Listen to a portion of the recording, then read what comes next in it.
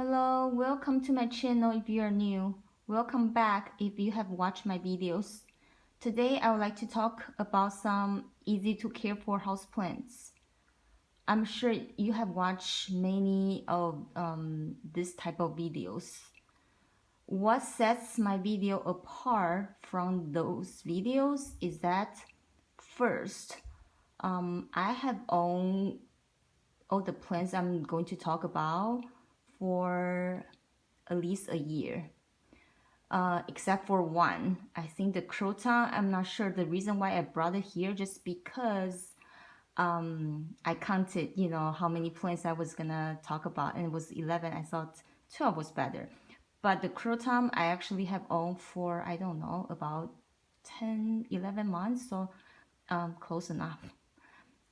The second thing is I was away for 35 days, which is 5 weeks, in the winter last year.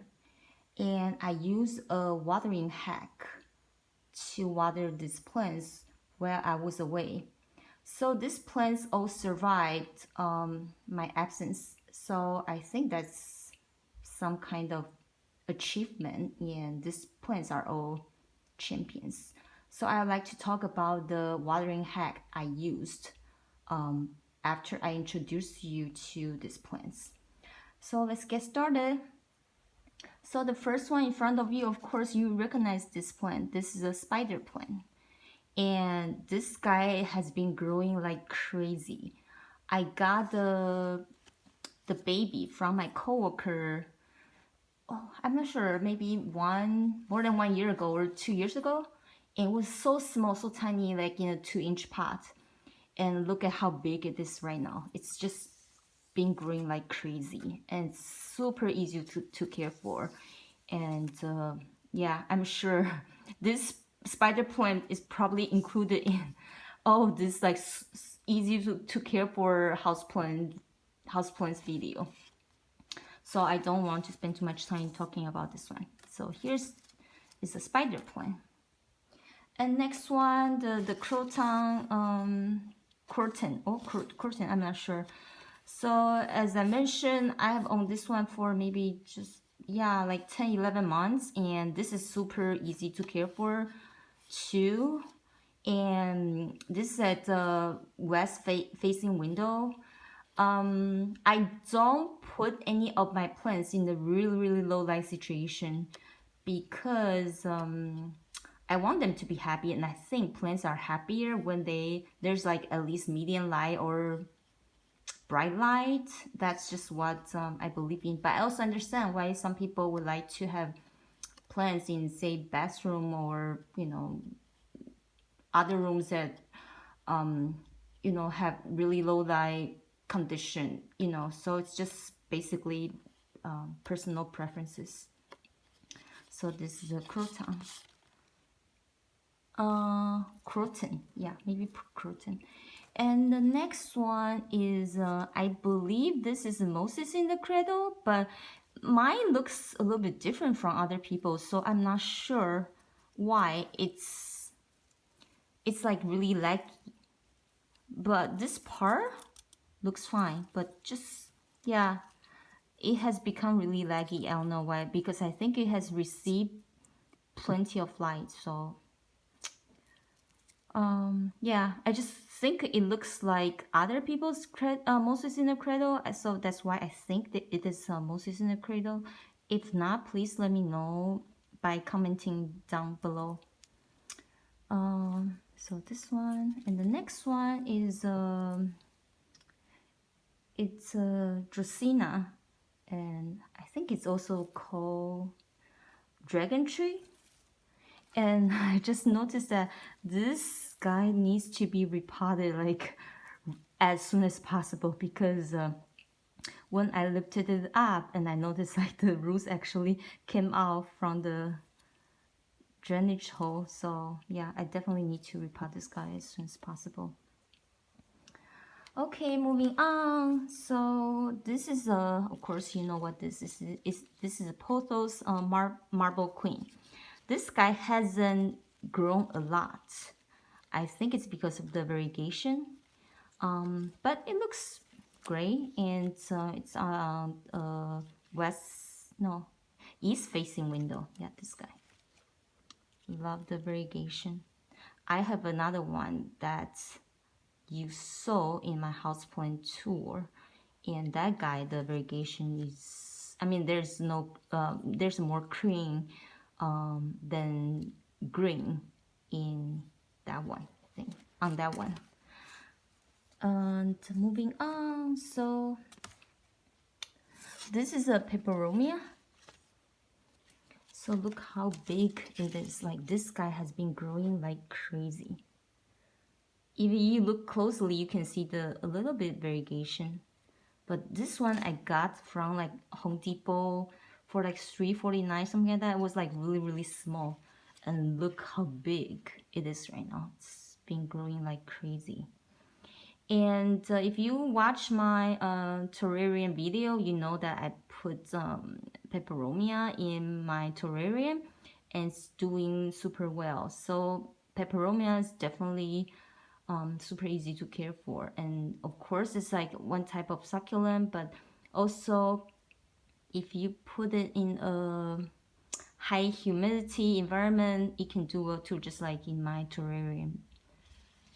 And moving on, of course, you know this guy too. So this is, can you see well? It's kind of dark, sorry about the lighting. So this is a heart-shaped philodendron. So this is, yeah, I'm sure this guy and the pothos and the spider plant, they're all in, you know, easy to, on the easy to care for houseplant list. So it's doing well. And moving on, this is a rubber tree or rubber plant. I have two, and I got them at the same time. They always look like picture perfect, like no brown tips, no brown edges, you know, just super easy to care for, and they don't need a lot of water. I mean, the rule of thumb is, you know, water your plants when the top layer of soil feels dry. So yeah, both these guys are doing well. Moving on, this is an English ivy.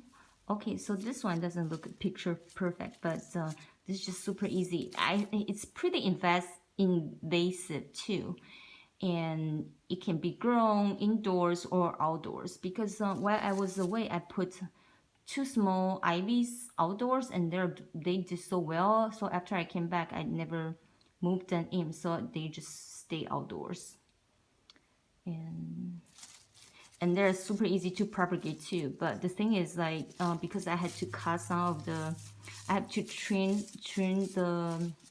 this plant, and I put the part I cut off in the glass bottle to propagate it, and then it's like it has a lot of roots right now. But the thing is, like, I asked my coworker if she wanted, she said no.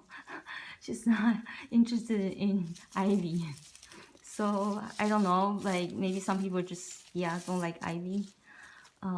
Yeah, but this one is very easy to care for too. The next one, I think I talked to you guys about this one during my houseplant tour, and this is Aurelia Ming. This one has grown a lot, which I already mentioned in my previous video, and this one always looks great to me. See, it's good for the, you know, bonsai type of thing. But the thing is, like, it has grown a lot. So bonsai, I don't know, like when you do bonsai, do you have to keep the size small? I'm not sure. But this one, yeah, has a lot of foliage. Okay, moving on. So of course, another plant that's on the super easy to care for houseplant list is the snake plant. So I want to tell you guys that actually I don't own I haven't really owned all of this snake plants in this pot for over a year. The one that I have owned for over a year is actually this guy. These three guys. Oh, one, two, yeah, 1, 2, 3.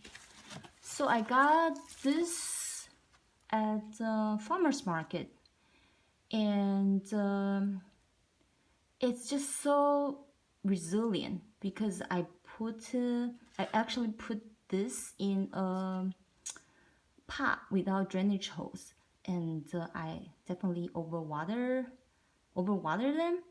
And when I decided to repot it and to move it with the other two guys, and actually the soil was so wet to the point that when I squeezed the soil, like the water just like was dripping. So I feel so bad, but I didn't know, so it was a mistake on my part, but still it did fine. So I didn't know, actually I gave it so much water, but yeah, I think it's happy now.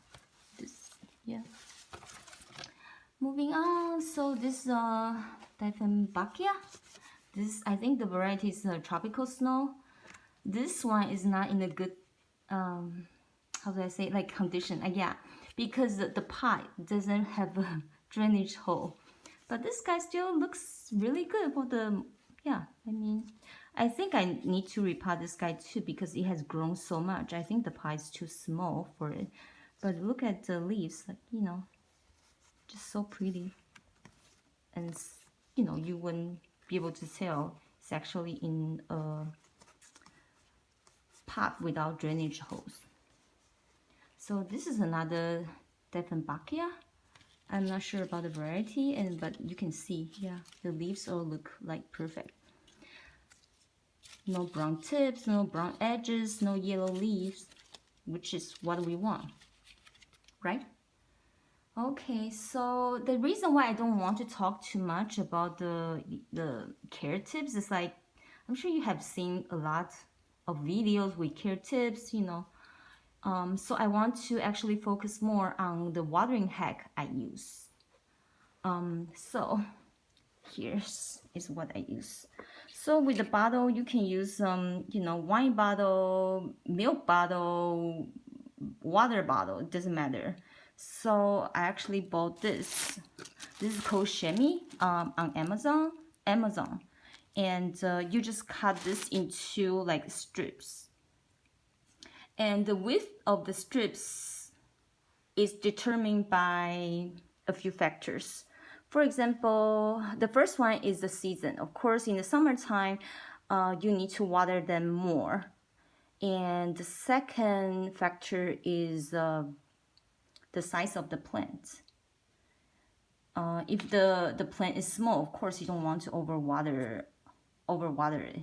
And you also need to know that this is really, really absorbent. So my suggestion is to do a test before you actually go on vacation, because you would like to monitor, you know, how much water the plant is getting before you can, you know, you can't know that actually it's gonna work or it's not gonna work. And the third factor is the type of plant. Of course, you know, like succulents don't need too much water, and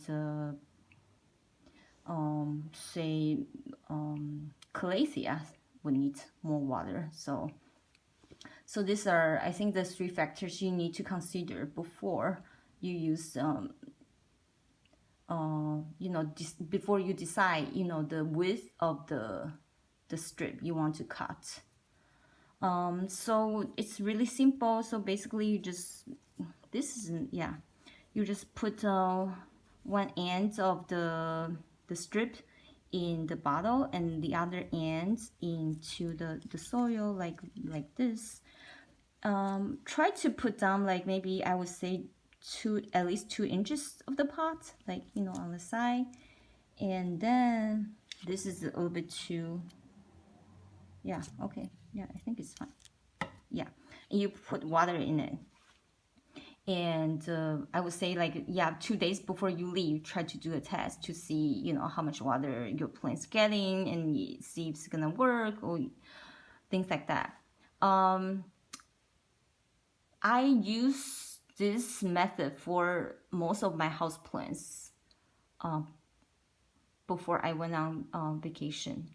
But I would say probably 2 plants died, but because considering the number of plants I had at the time, I think it was pretty good.